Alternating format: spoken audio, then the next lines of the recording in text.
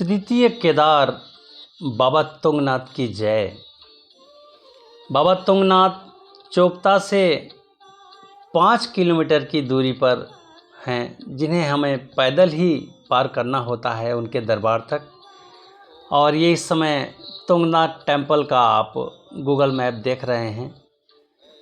Google में ये पहाड़ी दिखाई दे रही है। इसी पहाड़ी के चोटी पर तुंगनाथ टेम्पल स्थित है और ये दुनिया का सबसे ऊंचाई पर स्थित शिव मंदिर है। इस शिव मंदिर पर पहुंचने का एक ही मार्ग है, वो भी ऊखीमठ से चोपता तक। आप 41 किलोमीटर का सफ़र अपनी गाड़ी से कर सकते हैं, बस से कर सकते हैं, अपने साधन से कर सकते हैं। और चोपता से तुंगनाथ की दूरी लगभग 5 किलोमीटर की है, जिन्हें हमें ट्रैक करना पड़ेगा और इन्हीं ट्रैक के आधार पर हम आगे बढ़ सकते हैं। आगे बढ़ने के लिए यदि आप ऊंचाई पर ट्रैक नहीं कर पा रहे हैं तो आपके लिए पोनी और घोड़े की सुविधा है। एक तरफ अगर केवल चढ़ने का आप करना चाहते हैं तो 900 रुपये प्रति व्यक्ति। साथ ही यदि दोनों तरफ का करना चाहते हैं तो आप 1300 रुपये देकर आना जाना दोनों कर सकते हैं। ये सुविधा यहीं एंट्रेंस पर ही है। इस समय यहीं से एंट्रेंस करते हैं तुंगनाथ ट्रैक के लिए। तो एंट्रेंस पर ही पोनी स्टैंड है और स्टैंड से आपको पर्ची कटाना पड़ेगा। किसी भी तरह के कोई भी रजिस्ट्रेशन की आवश्यकता बाबा तुंगनाथ के दर्शन के लिए नहीं ज़रूरत है।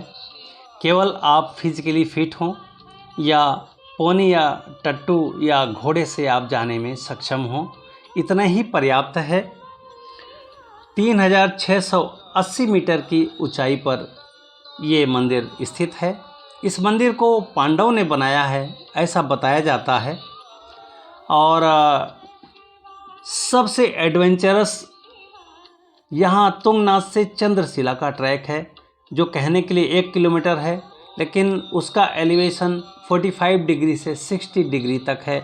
काफ़ी कठिनाई भरा सफ़र है चंद्रशिला तक।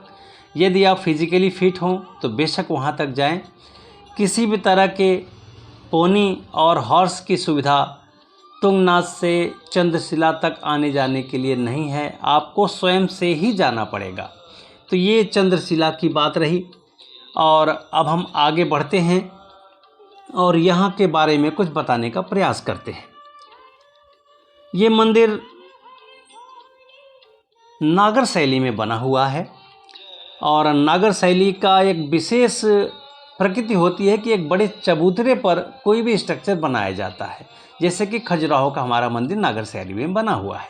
तो इस तरह से ये मंदिर हमारा नागर शैली में है। तुंगनाथ मंदिर रामायण काल से और महाभारत काल से दोनों से जुड़ा है। रावण के वध के बाद राम को जब ब्रह्म हत्या का पाप लगा तो राम ने यहाँ पर आकर यहाँ भगवान शिव की तपस्या किया है। तो इस तरह से ये रामायण काल में राम से भी संबंधित है।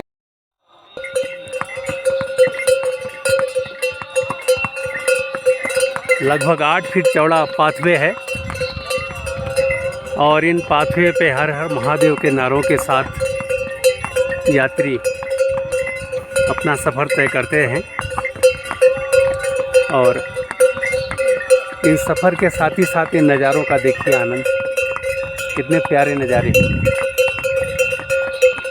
इन नज़ारों को एक मेमोरी के तौर पे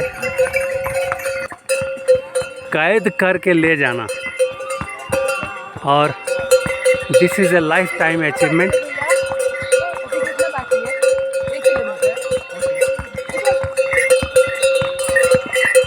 ऊपर का एलिवेशन आप देखिए, 45 डिग्री एलिवेशन, और ये पहाड़ी, ये ऊपर की चोटी और ये सामने के नज़ारे। यदि ये बादल नहीं होता तो यहाँ पर श्वेत चोटी वाला केदारनाथ की पहाड़ी नज़र आती, लेकिन सफ़ेद रंग के बादलों ने उस पहाड़ियों को ढक लिया है। और यहाँ पे आसमान देखें आप, इतना नीला आसमान यहीं पर दिखेगा। इस तरह से ये तुंगनाथ पहाड़ी का ये ट्रैक 4 किलोमीटर का है। लगातार इस ट्रैक पे चलते हुए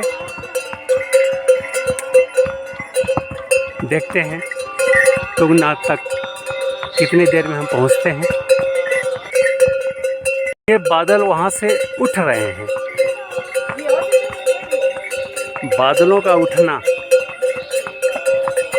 कैमरे में दिख रहा है तो वेल एंड गुड, और नहीं दिख रहा है तो हमारी आंखों ने तो देखा और लगातार देख रहे हैं। वहाँ से सफ़ेद रंग के बादल बराबर उठ रहे हैं और जो आगे ऊपर आसमान में सफ़ेद बादल जो हैं वो यहीं घाटी से निकलकर ऊपर जा रहे हैं। तो ये भी एक प्राकृतिक नज़ारा है हमारा। और ये 45 डिग्री का एलिवेशन तुंगनाथ ट्रैक, और ये इस तरह से पूरे की पूरी घाटी देखने लायक है। हम तो मंत्रमुग्ध हो गए इन घाटियों को देखकर, लेकिन आप भी ज़रूर आएं और इस प्रकृति के नज़ारे को अपने खुद के आँखों से जब आप कैद करेंगे तब आपको लगेगा हाँ वाकई में जो बताया जा रहा है उससे कहीं हट के यहाँ का नज़ारा है। ये तुंगनाथ ट्रैक, और नज़दीक से हम आपको बादलों का उठना दिखा रहे हैं। 2 घाटियों के बीच से ये बादल निकल रहे हैं श्वेत रंग के, और ये सामने आसमान में इसी तरह इकट्ठा हो रहे हैं।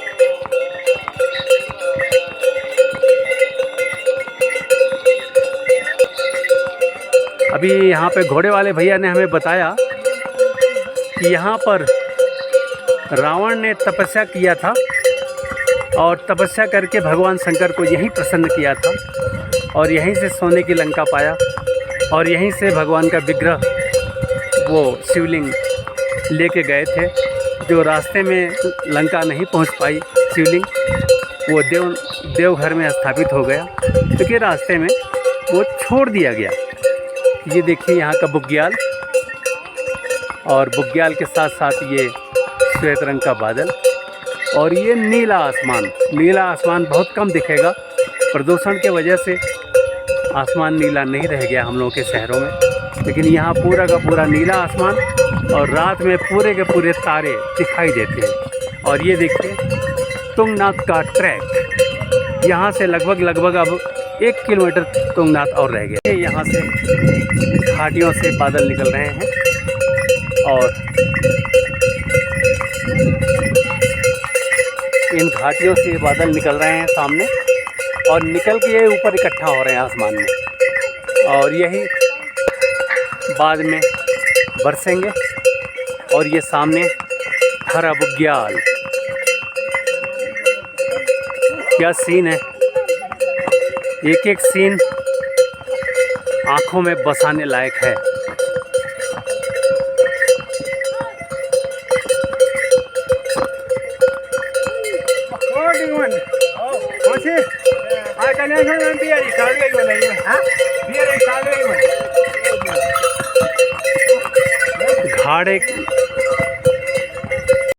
घोड़े की टन-टन की आवाज़ और साथ में ओम नमः शिवाय का जाप, दोनों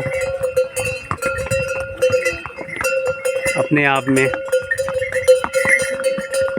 हमें अध्यात्म की दुनिया की ओर ले जाते हैं, और हमारे सनातन धर्म को ऐसे नैसर्गिक छटा के बीच में हम देख पा रहे हैं।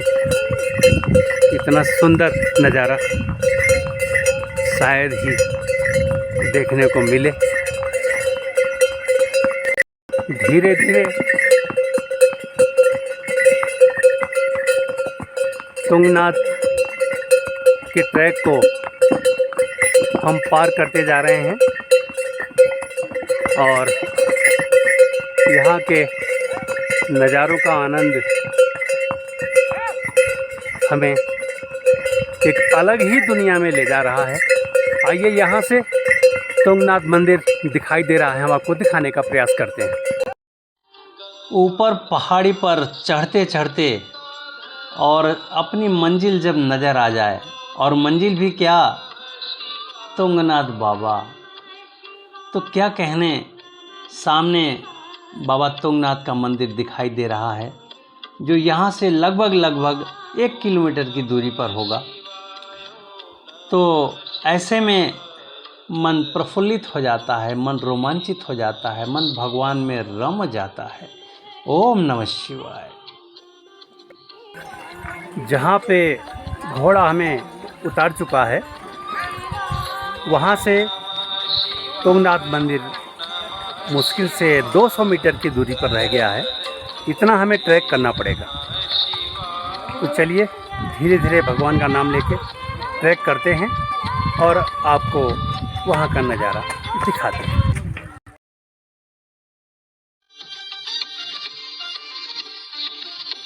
ऐसी छटा,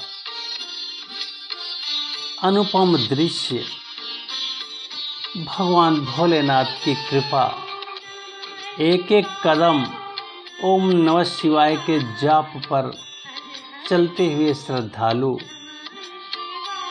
क्या कहें,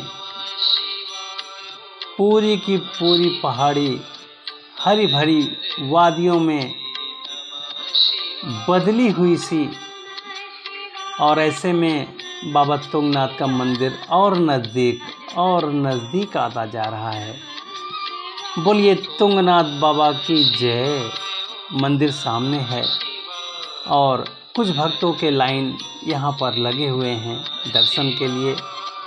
अंदर में जाने के लिए सब लालायित हैं कि कितना जल्दी हो सके बाबा का दर्शन हो जाए। एक बात मैं बताना चाहूँगा आपको कि ये मंदिर प्रातः 6 बजे से लेके और दिन के दोपहर 2 बजे तक खुला रहता है। साथ ही साथ 2 बजे से लेके और 4 बजे तक भगवान के भोग प्रसाद के लिए बंद रहता है और 4 बजे से रात्रि 9 बजे तक खुला रहता है। तो 2 से 4 के बीच में आपको भगवान का दर्शन नहीं होगा। इस चीज़ का विशेष ध्यान करके तब आप यहाँ पे आएँ। फिलहाल सामने भगवान का दर्शन, और ये नंदी बाबा, नंदी के कान में कुछ भक्त कुछ कह रहे हैं कि प्रभु हमारी मनोकामना ये है, पूरी कर दो। तो नंदी के माध्यम से लोग अपनी विरह वेदना व्यक्त करते हैं। ये महानंदा का मंदिर है जो माँ पार्वती के रूप में है। यहाँ पर माँ पार्वती का नाम महानंदा है और महानंदा के ठीक बगल में पांचों पांडवों का छोटे छोटे मंदिर आप देख पा रहे हैं। 5 मंदिर है और ये पांचों पांडवों को समर्पित है। साथ ही एक बीच में जो मंदिर है एक छोटा सा, उसमें पांचों पांडव द्रौपदी के साथ हैं। तो ये इस तरह से पांचों पांडवों का छोटा मंदिर। और इसी मंदिर के बगल में हम आपको अभी दिखाएंगे बाबा भैरवनाथ का मंदिर। ये देखिए, ये पांचों पांडव द्रौपदी के साथ। तो इस तरह से ये छोटे छोटे मंदिर पांडवों को समर्पित है। बोलिए भैरवनाथ की जय। ये बाबा भैरवनाथ यहाँ पर साक्षात विराजमान हैं।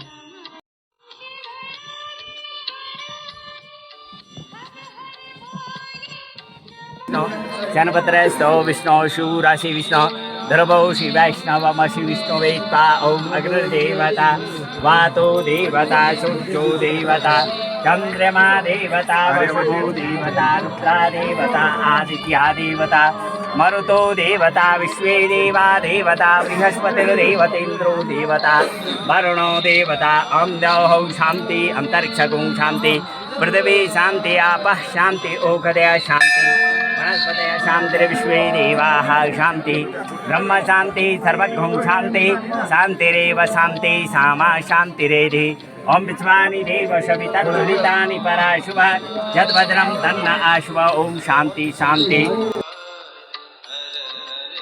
हमें वहाँ मंदिर प्रांगण में ये बाबा जी मिले। इन्होंने वहाँ मंदिर के बारे में हमें बहुत कुछ बताया और इन्होंने ये बताया कि मंदिर के ऊपर जो झरोखे दिख रहे हैं ये 12 की संख्या है।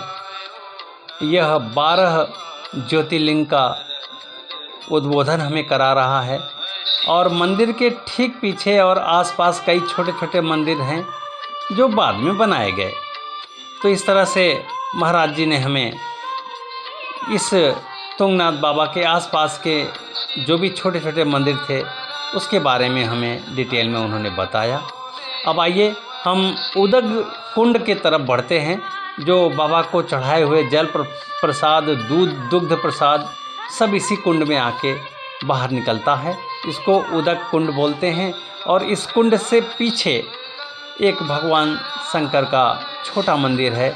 इसे ईशानेश्वर मंदिर का नाम दिया गया है। तो आइए ईशानेश्वर भगवान का दर्शन करते हैं। वहाँ पर भी नंदी बाबा विराजमान हैं।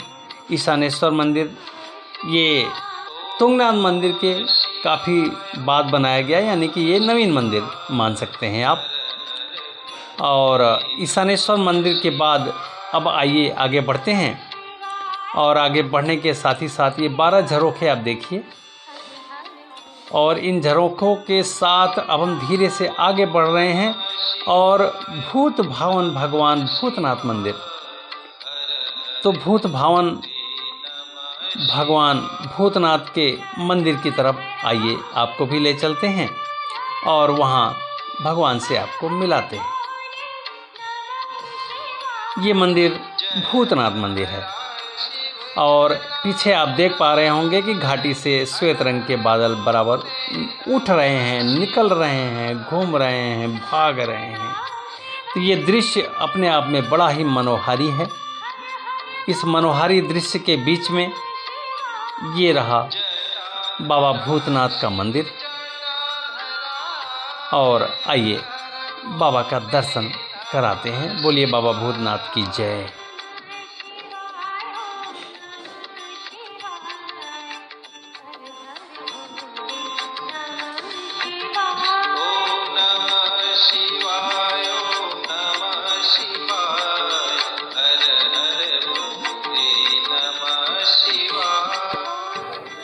अंदर बाबा तुंगनाथ, श्रृंगी और भृंगी उनके द्वारपाल हैं, उनके साथ विराजमान हैं और पंच केदार की वहाँ पे अंदर देखने को मूर्ति मिलती है और तृतीय केदार यहाँ पे बाबा तुंगनाथ जी हैं और वो पंच केदार में चांदी के मूर्तियों के बीच में तुंगनाथ जी हैं और तुंगनाथ की मूर्ति स्वयंभू है।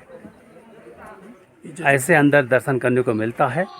तो इस तरह से हम दर्शन करके बाहर आ चुके हैं और ये चीज़ें अंदर दर्शन करने के समय हमें मिला। मंदिर अति प्राचीन है और मंदिर पांडवों ने बनाया था, ऐसा पंडित जी ने हमें बताया। ओम नमः शिवाय। दर्शन के बाद अब आइए नीचे उतरते हैं और उतरते समय थोड़ा थोड़ा नैसर्गिक छटा आपको दिखाते जाएंगे। जय बाबा तुंगनाथ जी। ओम नमः शिवाय।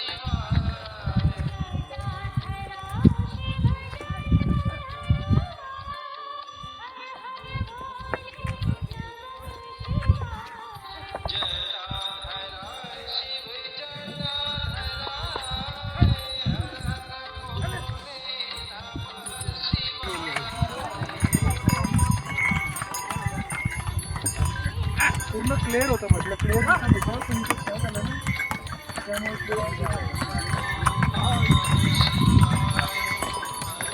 आधा से ज़्यादा रास्ता हम लोग उतर चुके हैं, लेकिन चूँकि ये एलिवेशन 45 डिग्री से कहीं कहीं ज़्यादा भी है, इस वजह से स्लिप ना हो जाए इसलिए बड़ा संभाल के उतरना पड़ रहा है। और देखिए पूरी की पूरी घाटी क्लाउडी हो गई है। इस क्लाउडी घाटी को आपको दिखा रहे हैं कि ये पूरी की पूरी घाटी बादलमय हो गया है और ऐसे नज़ारे को देखने के लिए तुंगनाथ आना तो पड़ेगा ही भाई। हमारे आँखों से तो बहुत कुछ दिख रहा है, हो सकता है कैमरे के नज़र में ना आए। तो it is a marvellous view for Tungnath in downstairs trekking. ओम नमः शिवाय। ये रेस्ट, आपका मैगी बन रहा है और चाय बन रही है। ये भैया बनाएंगे मैगी और चाय। अभी और कितना बाकी नीचे उतर? अरे यार जितना आए वो आधा घंटा और क्या, वो उतर गया। तो देखिए मैगी बन रहा है। मैगी में कुछ डालेंगे साथ में या ऐसे ही सादा डालेंगे? प्याज टमाटर डालेंगे। चलिए भाई, प्याज टमाटर वाली मैगी और साथ में चाय।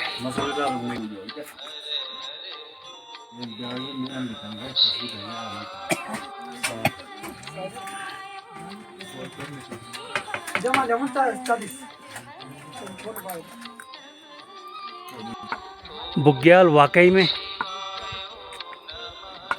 दमदार बुग्याल है। ऐसा बुग्याल अगर कश्मीर में है तो वहाँ काफ़ी पर्यटक आते हैं, लेकिन यहाँ तुंगनाथ ट्रैक पर ये बुग्याल पड़ता है। और ये देखें ऊपर की हाइट के साथ ही साथ ये पूरा का पूरा पहाड़ी, और फिर ये कुछ गांव वाले, और ये बुग्याल, हरी हरी वादियाँ देखते बन रहा है। और हमारी तुंगनाथ ट्रैक के उतरते समय की यात्रा लगभग पूरी होने वाली है, और चंद पल के बाद फिर हम आपको ज्वाइन करते हैं। इस प्रकार तुंगनाथ की यात्रा हमारी यहीं पर पूर्ण होती है, और हम अब आगे कर्णप्रयाग, रुद्रप्रयाग और देवप्रयाग जाएंगे। तो चलिए वो प्रयाग पे आपको दिखाने का प्रयास